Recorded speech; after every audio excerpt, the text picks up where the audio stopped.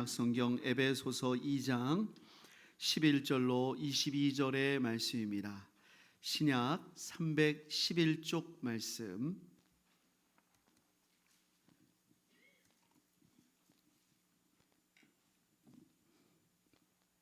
저와 여러분들이 교독하겠습니다. 그러므로 생각하라. 너희는 그때 육체로는 이방인이요 손으로 육체에 행한 할례를 받은 무리라 칭하는 자들로부터 할례를 받지 않은 무리라 칭함을 받는 자들이라. 그때 너희는 그리스도 밖에 있었고 이스라엘 나라 밖의 사람이라. 약속의 언약들에 대하여는 외인이요 세상에서 소망이 없고 하나님도 없는 자이더니 이제는 전에 멀리 있던 너희가 그리스도 예수 안에서 그리스도의 피로 가까워졌느니라.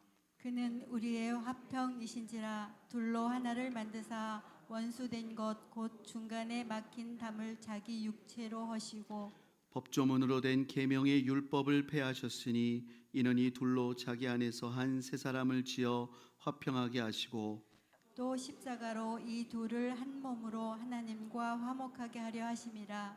원수된 것을 십자가로 소멸하시고 또 오셔서 먼 데 있는 너희에게 평안을 전하시고 가까운 데 있는 자들에게 평안을 전하셨으니 이는 그로 말미암아 우리 둘이 한 성령 안에서 아버지께 나아감을 얻게 하려 하심이라. 그러므로 이제는 너희는 외인도 아니요 나그네도 아니요 오직 성도들과 동일한 시민이요 하나님의 권속이라. 너희는 사도들과 선지자들의 터 위에 세우심을 입은 자라. 그리스도 예수께서 친히 모퉁이 돌이 되셨느니라. 그의 안에서 건물마다 서로 연결하여 주 안에서 성전이 되어가고 너희도 성령 안에서 하나님이 거하실 처소가 되기 위하여 그리스도 예수 안에서 함께 지어져 가느니라. 아멘. 하나님, 오늘도 우리가 주님의 음성 듣기를 원합니다. 연약하고 허물 많은 종은 십자가 뒤에 가리우시고 오직 성령만이 역사하사 하나님의 음성만을 듣게 하여 주옵소서. 예수님의 이름으로 기도드립니다. 아멘. 할렐루야. 하나님께서 오늘도 예비하신 귀한 은혜를 베풀어 주시기를 축복합니다. 사랑하는 여러분, 예수님을 믿음으로 얻는 복이 무엇일까요? 너무 많죠. 예수님을 믿기 때문에 얻는 복 정말 많습니다. 그러나 무엇보다도 1차적으로 얻는 복은 관계의 회복입니다. 첫 번째로 하나님과의 관계가 회복이 됩니다. 여러분, 예수님을 믿는 사람은 하나님을 뭐라고 부르죠? 아버지. 그것도 예수님께서 이렇게 부르라고 그랬습니다. 아빠, 아버지. 아빠라고 부를 수가 있어요. 세상을 창조하시고 주관하신 하나님을 우리가 아버지로 부를 수 있다는 게 여러분 얼마나 놀라운 특권이에요. 중간고사를 마친 한 중학생이 있었습니다. 예배를 드리러 나왔는데 벌써 표정이 얼마나 낙심이 되어 있는지 몰라요.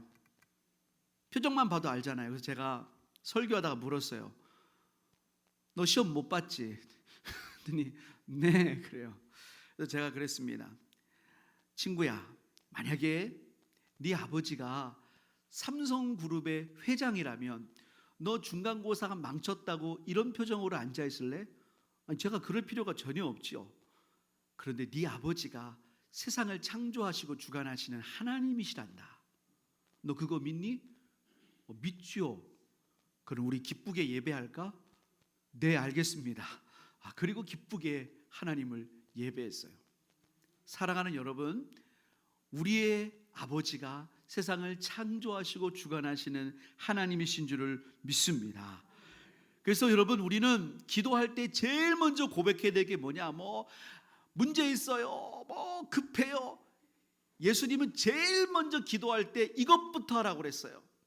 하늘에 계신 우리 아버지, 이것부터 고백하고 시작하라는 거예요. 우리 한번 다 같이 따라해 보겠습니다. 하나님 아버지, 하나님 아버지, 하나님 아버지, 하나님 아버지. 할렐루야.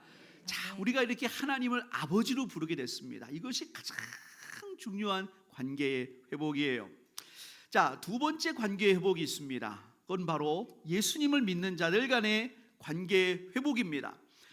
자, 예수님을 믿는 사람들은 같은 아버지 하나님을 섬깁니다. 자, 그럼 여러분, 같은 아버지를 섬기면 같은 아버지를 섬기는 사람들끼리는 어때요? 형제, 자매가 되는 것입니다. 그럼 누군가 물어볼 수 있죠. 형제, 자매라면은 뭐 피라도 한 방울 섞여야 되는 거 아닙니까? 피 한 방울 안 섞였잖아요. 예, 그렇죠. 여기 모인 분들 피 한 방울 섞이지 않았습니다. 어떤 분은 A형, 어떤 분은 B형, 어떤 분은 AB형, 어떤 분은 O형, 다 다르죠. 그런데 여러분, 영적으로는 우리가 다 같은 피를 받았습니다. 어떤 피입니까? 예수 그리스도의 보혈의 피를 수혈받은 줄을 믿습니다. 그래서 여러분, 우리가 다 같은 한 피를 받았어요.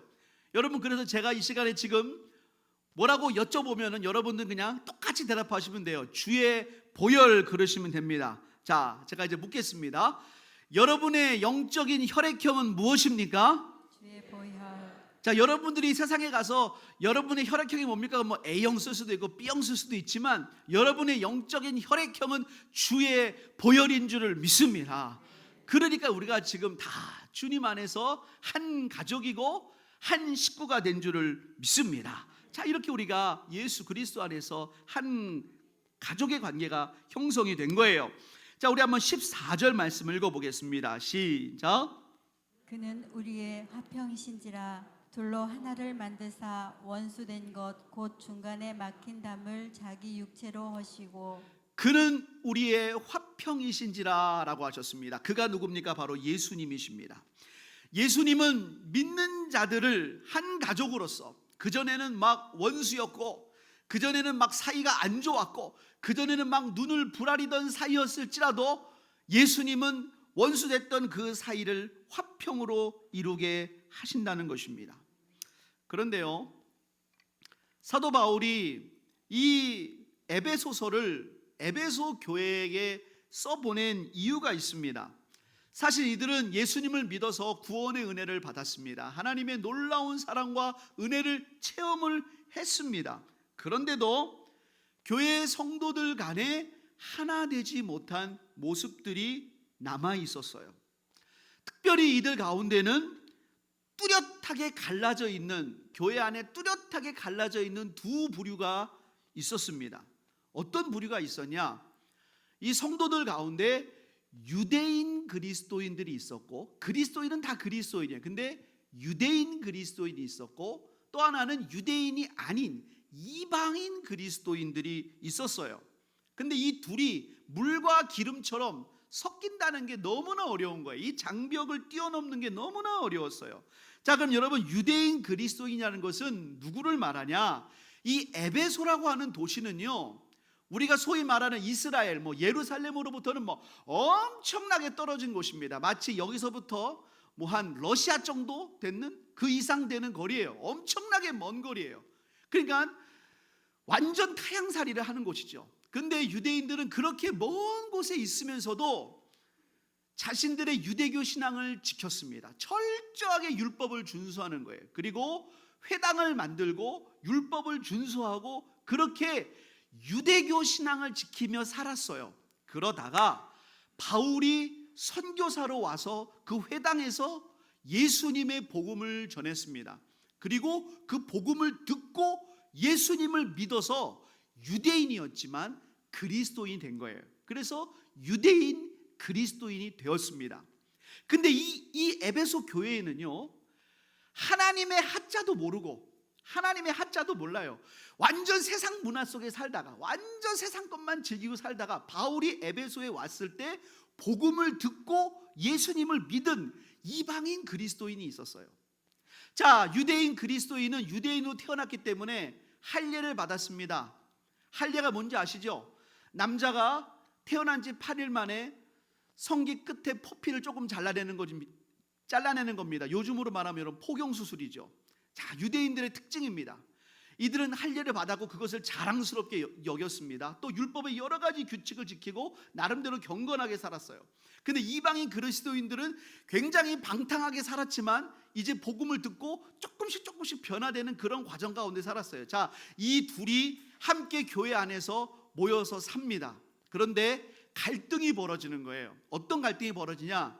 첫 번째로요, 성경 지식부터 차이가 나요. 자, 이제 바울이 와서 설교를 했는데, 여러분 여리고 아시죠? 여리고 무너진 얘기 아시죠? 유대인 그리스도인들은 다 아는 거예요. 이방인 그리스도인은 처음 듣는 거예요. 여리고가 뭐예요? 여리고가? 여러분 선악과 아시죠? 선악과를 모르는 거예요. 여러분 노아의 홍수 아시죠? 하나도 모르는 거예요. 그러니까 성경 지식부터 차이가 나요. 삶의 방식부터 차이가 나요. 이방인 그리스도인은 하나하나 다 배워야 되는 그런 입장에 놓여 있는 거예요. 그러니까 교회에서 중요한 직책은 누가 맡겠어요? 다 유대인 그리스도인이 맡는 거예요. 그러니까 뭐 이런 표현이 그렇지만 허드렛 일은 다 이방인 그리스도인이 맡는 거예요. 근데 그 도시가 이방 도시이기 때문에 교회 성도는 이방인 그리스도인들이 더 많아요. 하지만 엘리트 신자는 유대인 그리스도인이 되는 거예요. 그래서 그 속에 있는 묘한 갈등들이 있으면서 그 안에 막 알력이 빚어졌던 것입니다. 사랑하는 여러분, 이게 단순히 에베소 교회만의 문제일까요? 믿는 성도들의 갈등은 지금은 여러분 존재하지 않을까요? 우리 시대 현대 교회는 더 이상 뭐 이런 문제가 없을까요? 유대인 그리스도인, 이방인 그리스도인의 갈등, 이런 문제는 지금 현대 교회에는 없습니다. 그런 예가 없으니까요. 근데 여러분, 교회가 온전히 하나 되어 있습니까? 사실은 지금도 교회 안에 여러 가지 다양한 종류의 갈등과 관계의 문제들이 남아 있어요. 에베소서 주석서를 쓰신 길성남 박사님이란 분이요, 이 본문을 설명하면서 아주 재미있는 실례를 들었습니다. 어느 교회에 믿음 좋은 교인이요, 대학에 다니는 자기 딸에게 신랑감을 선택할 때, 네가 이제 연애도 할 거 아닙니까? 네가 이제 결혼을 전제로 신랑감을 만난다면 이런 세 가지 기준을 가지고 만나라고 신신당부를 했다는 거예요. 자, 이 세 가지 기준 한번 들어보세요. 첫 번째, 예수 믿는 남자를 만나라. 예수 믿는 기독교인을 만나라는 거예요. 좋은 기준이죠. 예수 잘 믿는 부모니까 그렇게 설명을 한 거예요. 두 번째는 뭐냐? 얼굴색이 검지 않아야 된대요. 왜 그러냐면 얼굴색이 검으면 간이 좋지 않을 가능성이 높기 때문이래요. 왜 그런지 모르겠어요. 여러분, 실제로 얼굴색이 검다고 간이 안 좋은 건 아닙니다. 오히려 얼굴색이 검은 분들 중에 건강 체질이 더 많아요. 근데 하여튼간 그 부모님의 기준이 그래요. 그거는 하여튼간 여기까지도 좋습니다. 근데 여러분, 세 번째 기준이 아주 기가 찹니다. 이 부모님이 이렇게 강조를 했어요. 세 번째는 호남 출신은 절대로 안 된다. 아무리 믿음이 좋은 기독교인이고 또 얼굴이 보름달같이 환하고 건강한 대안의 남자라고 해도 호남 출신은 절대로 안 된다. 절대로 호남 출신은 안 돼. 자, 이게 부모님의 기준이었대요. 자, 그러면서 이 해설서를 쓰면서 길섬남 박사님이 이렇게 평을 달았습니다. 우리의 평화이신 예수 그리스도를 믿는 사람이 이런 말을 아무 거리낌 없이 했다는 사실이 놀랍기 그지없다. 하나님을 믿는 사람들을 차별하지 않고 하나님은 믿는 사람들을 차별하지 않고 받아주셨으며 기꺼이 그들의 아버지가 되어주셨다. 그래서 예수를 믿는 사람들은 모두 한 아버지를 모신 형제 자매인 것이다. 그런데 어떻게 우리가 출신 지역을 문제 삼아 형제 자매를 배척할 수 있겠는가? 하나님께서 받아주신 사람들, 그래서 형제 자매가 된 사람들을 배척하는 것은 그들을 받아주신 하나님을 배척하는 것과 다름없는 무서운 죄악이다. 하나님께서 받아주셨는데 당신이 그를 배척한다. 하나님을 배척하는 것과 똑같은 무서운 죄악이라는 것입니다.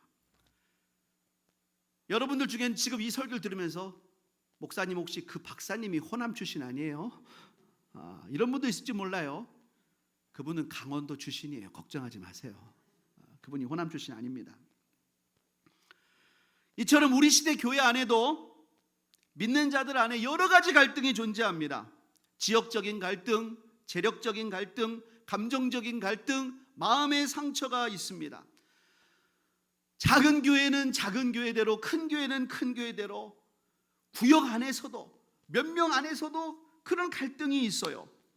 사랑하는 여러분, 하나님의 뜻은 예수 그리스도로 말미암아 그곳에 화평이 임하는 것입니다. 하나님은 당신의 자녀들이 화목하기를 원하십니다. 여러분 한번 생각을 해보세요. 명절에 자녀들이 찾아왔습니다. 용돈을 부모님한테 두둑하게 줬어요.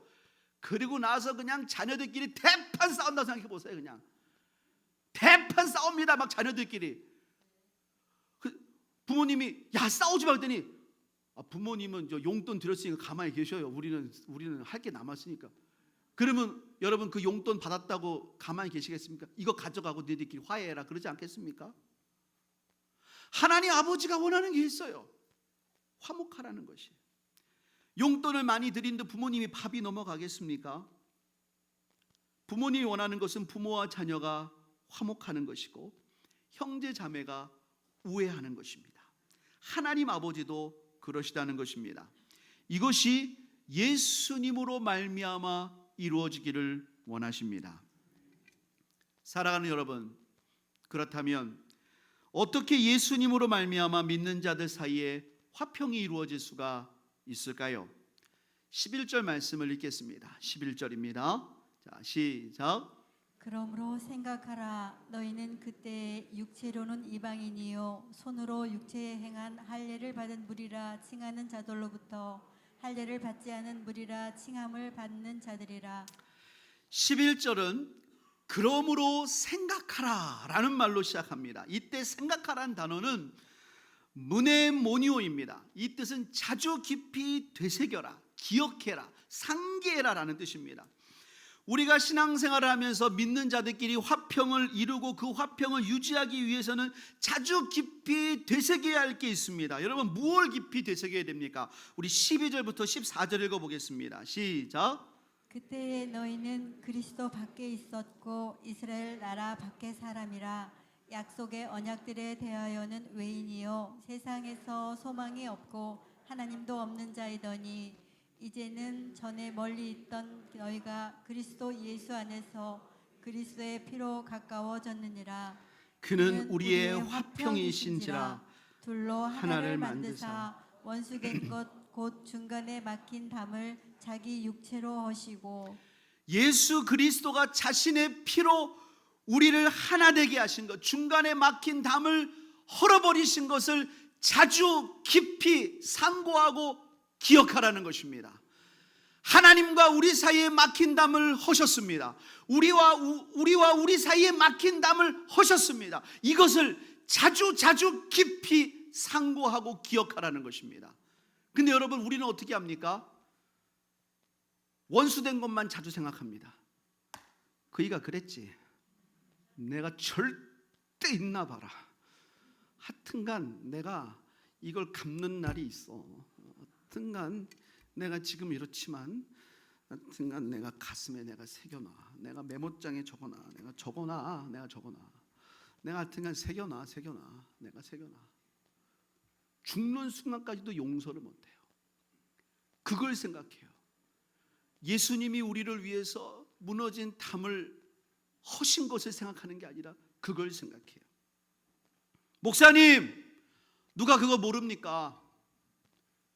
실제 생활에서 그게 어떻게 돼요?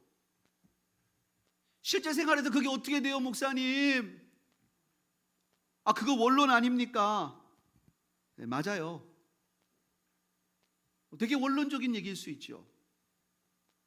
성령님이 없는 사람에게는 이런 말은 교장 선생님의 훈화 같은 것입니다. 저는 어렸을 때 교장 선생님 훈화 들으면 그거 마음속에 들어본 적이 없어요. 여러분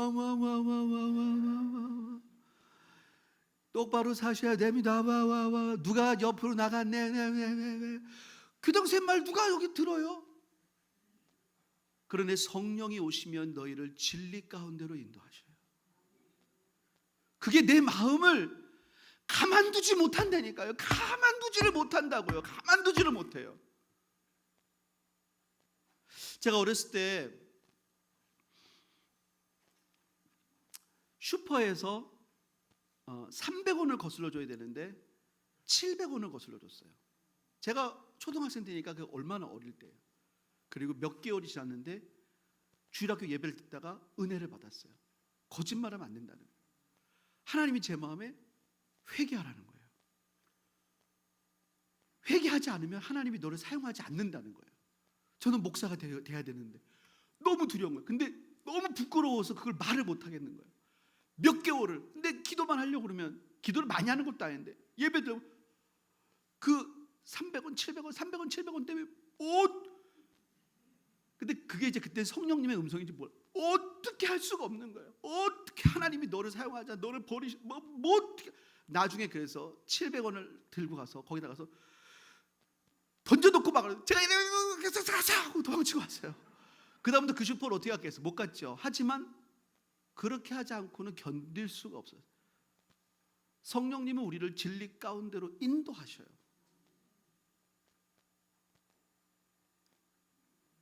예수 믿는 사람이 왜 순교를 합니까?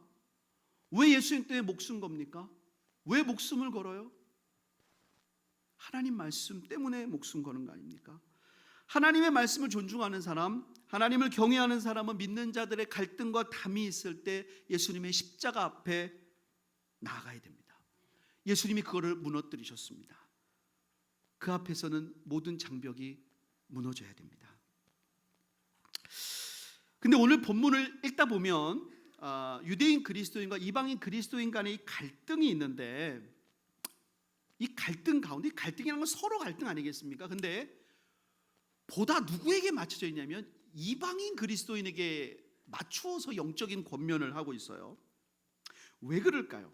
왜 이방인 그리스도인에게 더 맞출까요? 사실 이 두 갈등 간에 이방인 그리스도인들은 좀 영적인 열등감을 갖고 있어요. 유대인 그리스도인들은 영적인 그릇된 우울감을 갖고 있죠. 이것도 문제인데 영적인 열등감, 이것도 문제인 거예요. 근데 여러분, 관계 속에서 더 관계를 어렵게 하는 건 열등감이에요. 열등감이 있으면 이 관계가 정상적으로 맺어지기가 굉장히 어려워요. 열등감이라고 하는 견고한 마음의 장벽이 십자가 앞에서 무너져야 돼요. 사랑하는 여러분, 우리가 예수님의 십자가의 은혜로 열등감에서 해방되기를 예수님의 이름으로 축복합니다. 열등감이 회복되지 못하면 이 사람과의 관계가 이게 바르게 맺기가 참 어려운 거예요. 어느 50대 후반의 남자가 버스를 탄 거예요. 근데 자리가 이제 맨 뒷자리가 좀 있는데, 사실은 좀 여유가 있는데 고등학생들이 다리를 쫙 벌리고 이렇게 앉아 있는 거예요. 그러니까 좀만 이렇게 하면은 앉을 수 있는데, 그래서 아저씨 가가지고 조금 이렇게 같이 앉자고. 그래서 고등학생 사이에 이렇게 아저씨가 앉았어요. 그럼 이제 앉았으면 자기 아들뻘이잖아요. 그럼 이렇게 좀 다리를 오므려야 되는데 아저씨가 앉았는데도 다리를 여전히 이렇게 쫙 벌리고 있는 거예요. 이 자식들이 나를 무시하나? 그래서 내가 다리를 쫙 벌렸습니다, 아저씨가. 그랬더니 이 고등학생들이 다리가 쫙 모인 거예요. 그러면 이제 얘네들이 딱 알아채야 되잖아요. 아저씨가 이거를 기분 나빠하시는구나. 근데 이 고등학생들이 다시 다리를 쫙 벌리는 거예요. 이것들이, 그래가 내가 그래도 지금 50대 후반이지만 내가 다리 힘만큼은, 그래서 다시 다리를 쫙 벌렸는데 얘네들이 같이 벌리니까, 근데 양쪽에서 벌리니까 말하지 않지만 식은땀이 나는 거예요. 식은땀. 이것들이 나를 날 깜봐. 아무 말도 안 하고 이렇게 되는 거예요. 식은땀이 줄줄줄 나는 거예요. 그다가 다음역이 됐는데 다행히도 이 고등학생 2명이 내리는 거예요. 역시 니들이 안 되지 하고 속으로 이렇게 가만히 생각하는데 갑자기 내리면서 고등학생한테 한숨 쉬면서 그러는 거예요. 아니 아저씨도 포경수술 하셨어요? 얘네들이 포경수술 해가지고 얘네들은 불가피한 상황에 이렇게 벌리고 있었던 건데 자꾸 아저씨가 벌리니까 얘네들 물어본 거예요. 아저씨도 포경수술 하셨어요? 이 아저씨가 괜히 열등감 때문에 쓰지 않아도 될 힘을 쓴 거예요. 여러분, 이런 경우가 굉장히 많아요. 열등감은 여러분, 바른 관계를 맺지 못하게 하는 이런 장애물이에요. 이방인 그리스도인 분명히 복음을 들을 때 뭐라고 그러냐? 너희들은 이제 하나님의 자녀다. 새로운 피조물이다 막 선포하고 아멘 했어요. 근데 바울이 떠난 다음에 유대인 그리스도인들이 니네들 이런 거 잘 모르잖아, 할례 안 받았잖아, 그러니까 자꾸만 그런데 갖지도 않아야 될 열등감을 갖는 거예요. 그럴 필요가 없는데. 그래서 오늘 19절 20절에 이렇게 말씀합니다. 우리 한번 읽어보겠습니다. 19절 20절 시작. 그러므로 이제부터 너희는 외인도 아니요 나그네도 아니요 오직 성도들과 동일한 시민이요 하나님의 권속이라. 너희는 사도들과 선지자들의 터 위에 세우심을 입은 자라. 그리스도 예수께서 친히 모퉁이 돌이 되셨느니라. 너희는 이방인과 나그네가 이제는 아니라는 거예요. 선지자들과 사도들, 구약에 있는 모든 약속들이 이제는 유대인들, 저 혈통적인 유대인들에게 해당되는 게 아니라 예수 그리스도를 모퉁이 돌로 해서 예수님을 주로 부르는 모든 자에게 해당되느니라. 이젠 그런 거에서 자유하라는 것이에요. 할렐루야.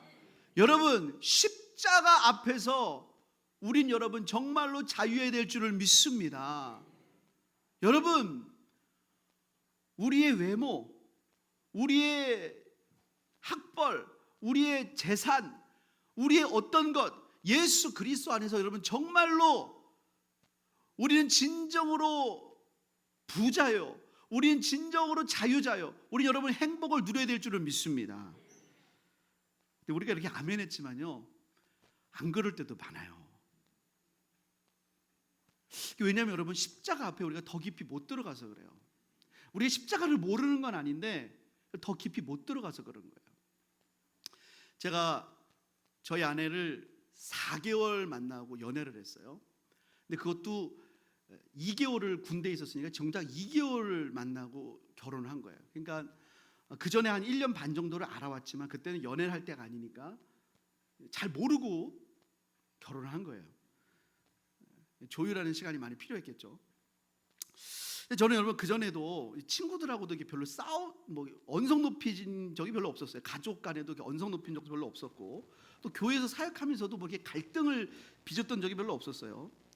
여러분, 제가 결혼하고 한 1년 반 정도를 제가 아내한테 이렇게 화를 낼 때가 많았어요. 그런 제 자신이 정말 이해가 안 됐어요. 내가 왜 이렇게 아내한테 분을 내고 막 씩씩대는 거야? 내가 왜 그러지? 근데 이제 그런 것들 중에 제가 생각을 해보면 그 이유가 거의 다 제 탓이었어요. 제 탓. 그때는 그게 제 탓이 아니라고 그랬지만 이제 와서 생각해보니까 다 제 탓인 거, 거의 다. 왜 그랬냐? 주로 이런 문제예요. 부부끼리 이제 만나지 않습니까? 부부끼리 만나기, 성도든 목회자든 부부끼리 이렇게 만나서 대화를 하면 그냥 이렇게 농담처럼이라도 아내가 저에 대해서 얘기하면서 작은 허물, 작은 허물일 수 있잖아요. 그냥 얘기할 수 있잖아요. 저는 그런 거를 참지를 못하겠는 거예요. 참지를. 그래서 다른 사람들 그렇게 착한 제가 집에 돌아와서 왜 그런 얘기를, 제 표현 말하면 왜 그런 쓸데없는 얘기를 했냐고 하는 거예요. 그럼 아내는 그게 그게 뭐가 어떠냐인 거죠. 그런 얘기가. 저는 그게 너무 막 불쾌하고 자존심이 상하고 너무 막 힘든 거예요.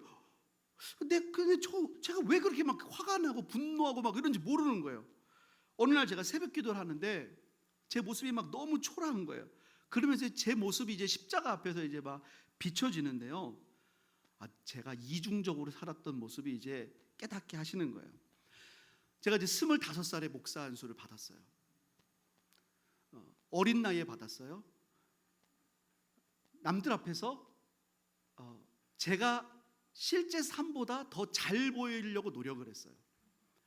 저는 아직 이만큼이 되지 않았는데 이만큼의 역할을 해야 되니까 잘 보이려고 노력을 했어요.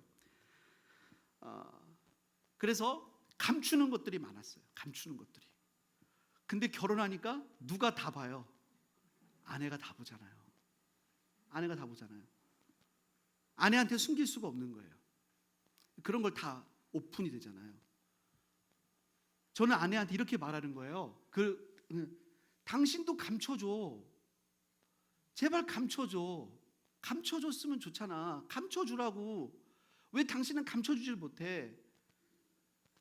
감춰줘야지. 이런 건 감춰주는 게 좋은 거 아니야? 이런 식의 제가 분노의 표현인 거예요. 그게 언어였던 거예요. 왜 그런지도 몰랐던 거죠.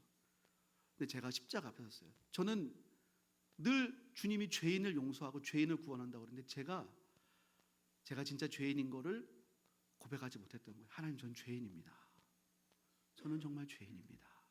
저는 정말 죄인입니다. 그리고 그 십자가 앞에 서는 그 날마다 훈련들을 해가기 시작했어요. 그러면서 어느 순간부터 제가 성도들 앞에서도 자유로워지기 시작했어요. 저의 허물을 오픈하는 것이 굉장히 자유로워지기 시작했어요. 왜? 예수님은 그전에는 목회자는 완벽해야 된다고 생각했어요. 그래야 은혜를 끼친다고 생각했어요. 근데 예수님은 제가 완벽해서 은혜를 끼치는 게 아니라 제가 죄인인데 저를 구원하신 분이에요. 여러분이 죄인인데 여러분을 구원하신 분인 줄을 믿습니다.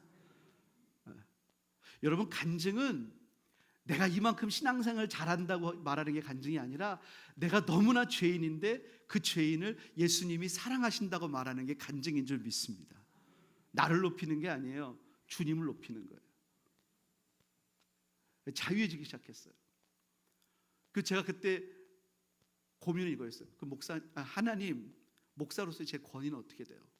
하나님이 하신 말씀, 너 나를 믿냐? 권위는 내가 주는 거야. 네가 정말 나를 믿고 너의 모습을 고백하고 오픈하면 권위는 내가 준다. 권위는 내가 주는 거야.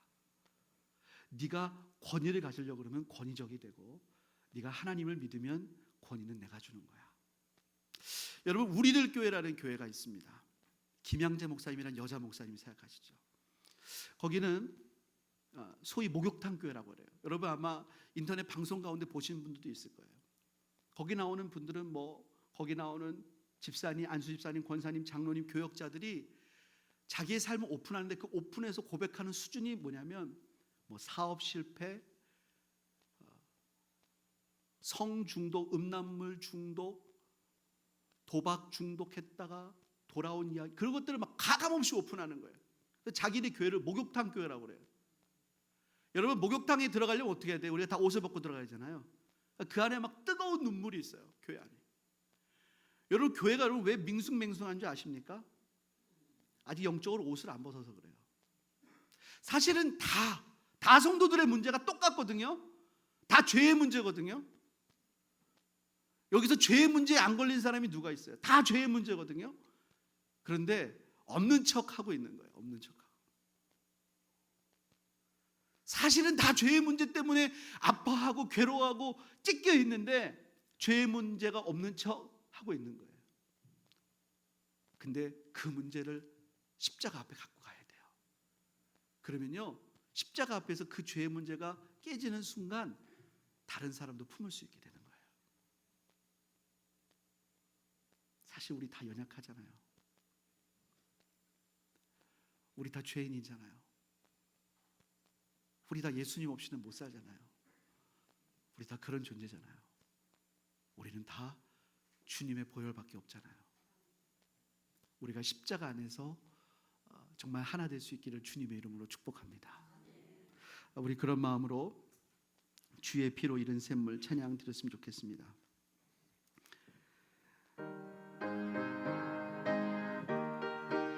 여러분, 예수님의 그 보혈의 피에 여러분의 영혼을 좀 푹 담그세요. 잠깐만요. 여러분 혹시 그런 거 기억나세요? 옛날에 대중목욕탕 가면 그러셨어요. 아버지가 탕 안에 들어갔다 오너라. 제가 들어갔다가 금방 나오면 더 들어갔다 와. 뭐 하라는 거예요? 때를 분리라는 거예요. 저 들어갔다 왔어요. 더 갔다 와. 오랫동안 있을수록 어떻게 돼요? 조금만 해도 금방 벗겨지잖아요. 우리가 주님의 십자가 밑에 오래 머물러야 돼요. 주님의 십자가를 자주자주 깊이 생각해야 돼요. 그 십자가 안에 오래 있어야 돼요. 다른 거를 깊이 묵상하면 벗겨지지 않아요. 주님의 십자가 안에 깊이 머물러야 돼요. 우리가 그렇게 믿음의 고백하면서 이 찬양 다시 한번 우리 기도로 고백하겠습니다.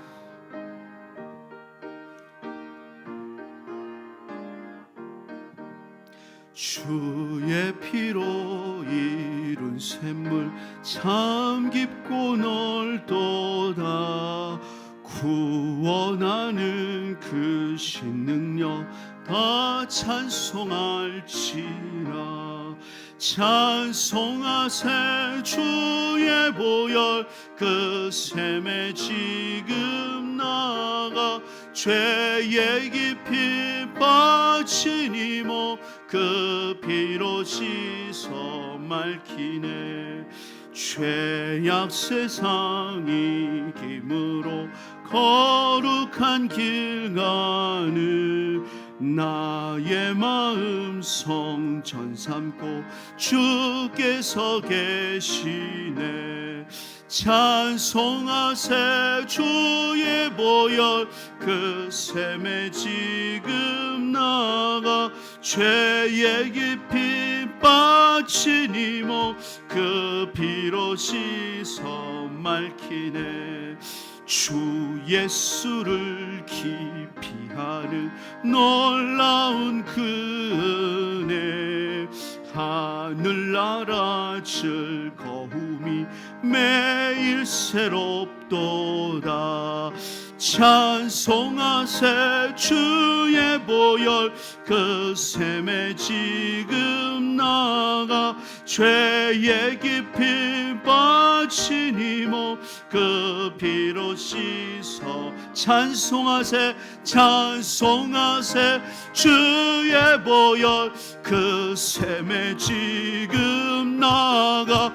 죄의 깊이 빠진 이몸 그 피로 씻어. 찬송하세 찬송하세 주의 보혈 그 샘에 지금 나가. 죄의 깊이 빠진 이몸 그 피로 씻어 맑히네. 우리 시간에 기도하겠습니다. 여러분 십자가 앞에 나가기를 원합니다. 십자가 앞에서 우리는 정말로 주님의 그 은혜 앞에 우리를 용납해 주시고 사랑해 주시는 그 주님의 회복의 은혜를 경험합니다. 그 십자가 앞에서 우리 안에 막혀있던 그 모든 갈등과 깨어진 관계들이 회복되기를 주님은 원하십니다. 예수님께서 그 보혈의 피로 하나님과의 관계를 회복시키시고 우리와의 관계를 회복시키셨습니다. 우리가 거기다가 또다시 장벽을 쌓는 것은 주님을 2번 십자가에 못 박는 것입니다. 우리는 주님의 보혈 앞에 나아가야 됩니다. 우리가 기억하고 되새기고 기억해야 될 것은 다른 것이 아니라 주님의 십자가 보혈입니다. 우리는 믿음으로 선포해야 됩니다. 우리는 믿음으로 선포해야 됩니다. 주님의 십자가 보혈 앞에 나아가게 하여 주시옵소서. 우리 시간에 주님의 이름을 한번 부르고 합심으로 하나님 앞에 기도하겠습니다. 주여, 하나님 아버지 하나님, 하나님 주여, 하나님 우리가 십자가의 보혈 앞에 하나님 나아가기를 소원합니다. 하나님 아버지 하나님 아버지 은혜 허락하여 주시옵소서. 아버지 하나님 아버지 하나님 은혜 허락하여 주옵소서. 하나님이여 성령이여 역사하여 주옵소서. 주의 피로 이런 샘물 참 깊고 넓도다. 하나님 아버지 하나님 역사하여 주옵소서. 하나님 아버지 역사하여 주옵소서. 구원하는 그 신능력 다 찬송할지라. 아버지 하나님 주여 하나님 역사하여 주옵소서. 아버지 하나님 역사하여 주옵소서. 하나님 아버지 하나님 은혜 허락하여 주옵소서. 주의 피로 이른 샘물에 우리가 깊이 우리의 영혼의 몸을 잠그기를 원합니다. 그 피가 우리를 새롭게 하기를 원합니다. 그 피가 우리를 정결하게 하기를 원합니다. 그 피가 우리를 씻기를 원합니다. 주여 하나님 역사하여 주옵소서. 한 피바다 한 몸이는 우리가 주의 백성 되었습니다. 하나님 아버지 감사합니다. 주님의 이름을 찬양합니다. 늘 주님의 임재 안에 주님의 사랑 안에 거하게 하시고 예수의 능력 안에 거하게 하시고 예수의 생명 안에 거할 수 있도록 하나님이여 도우시고 하나님이 영광 받아 주시옵소서. 주여 도와주시옵소서. 하나님 은혜 허락하여 주옵소서. 하나님 감사합니다. 하나님 감사합니다. 우리가 날마다 십자가 앞으로 가게 하여 주옵소서. 그 보혈의 피가 우리로 하여금 우리를 정결하게 하시고, 하나님 우리 안에 있는 모든 갈등의 장벽을 무너뜨려 주시고, 우리가 서로 사랑하고 하나님 앞에 나아갈 수 있는 복된 믿음의 관계로 날마다 새롭게 하여 주시옵소서. 감사드리며 예수님의 이름으로 기도합니다. 아멘.